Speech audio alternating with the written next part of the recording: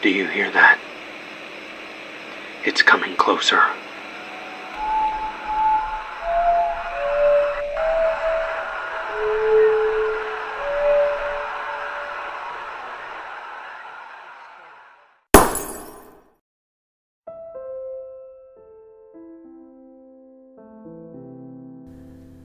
In the last decade and a half, it's become infinitely easier to obtain exactly what you're looking for by way of a couple of keystrokes. The internet has made it all too simple to use a computer to change reality. An abundance of information is merely a search engine away, to the point where it's hard to imagine life as any different.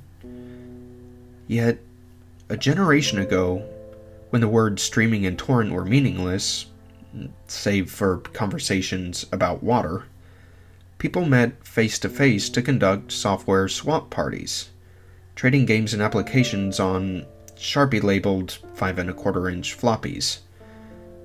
Of course, most of the time the meets were a way for frugal, community-minded individuals to trade popular games like King's Quest and Maniac Mansion amongst themselves. However, a few early programming talents designed their own computer games to share amongst their circle of acquaintances, who in turn would pass it on until, if fun and well designed enough, an independently developed game had its place in the collection of aficionados across the country. Think of it as the 80s equivalent of a viral video. Pale Luna, on the other hand, was never circulated outside of the San Francisco Bay Area. All known copies have been long disposed of, and all computers that have ever run the game are now detritus buried under layers of filth and polystyrene. This fact is attributed to a number of rather abstruse design choices made by its programmer. Pale Luna was a text adventure in the vein of Zork and The Lurking Horror, at a time when said genre was swiftly going out of fashion. Upon booting the program, the player was presented with a screen almost completely blank, except for the text, "You are in a dark room. Moonlight shines through the window. There is gold in the corner, along with a shovel and a rope. There is a door to the east. Command." So began the game that one writer for a long out-of-print fanzine decried as enigmatic, nonsensical, and completely unplayable, as the only commands that the game would accept were pick up gold, pick up shovel, pick up rope, open door, and go east. The player was soon presented with the following: "Reap your reward. Pale Luna smiles at you. You are in a forest. There are paths to the north, west, and east. Command." What quickly infuriated the few who've played the game was the confusing and buggy nature of the second screen onward. Only one of the directional decisions would be the correct one. For example, on this occasion, a command to go in a direction other than north would lead to the system freezing, requiring the operator to hard reboot the entire computer. Further, any subsequent screen seemed to merely repeat the above text, with the difference being only the directions available. Worse still, the standard text adventure commands appear to be useless. The only accepted non-movement related prompts were use gold, which caused the game to display the message "Not here."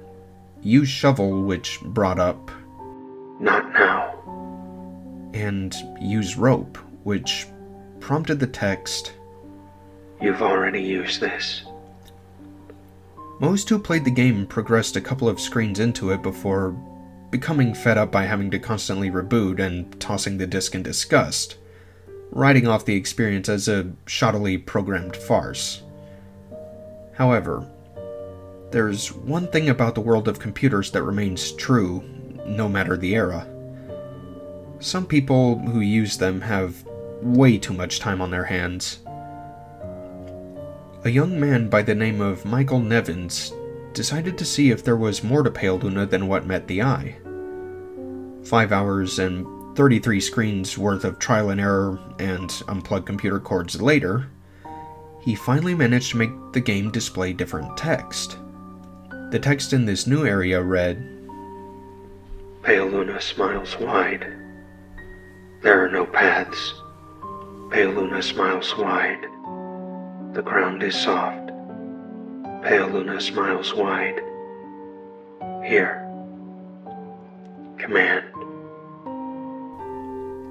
It was another hour still before Nevin stumbled upon the proper combination of phrases to make the game progress any further. Dig hole, drop gold, then fill hole. This caused the screen to display, Congratulations. Upon which the game ceased to accept commands, requiring the user to reboot one last time. After some deliberation, Nevins came to the conclusion that the numbers referred to lines of latitude and longitude. The coordinates lead to a point in the sprawling forest that dominated the nearby Lassen Volcanic Park. As he possessed much more free time than sense, Nevins vowed to see Pale Luna through to its ending.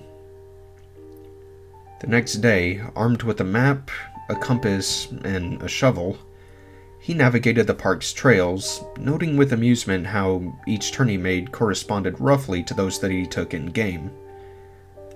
Though he initially regretted bringing the cumbersome digging tool on a mere hunch, the path's similarity all but confirmed his suspicions that the journey would end with him face to face with an eccentric's buried treasure.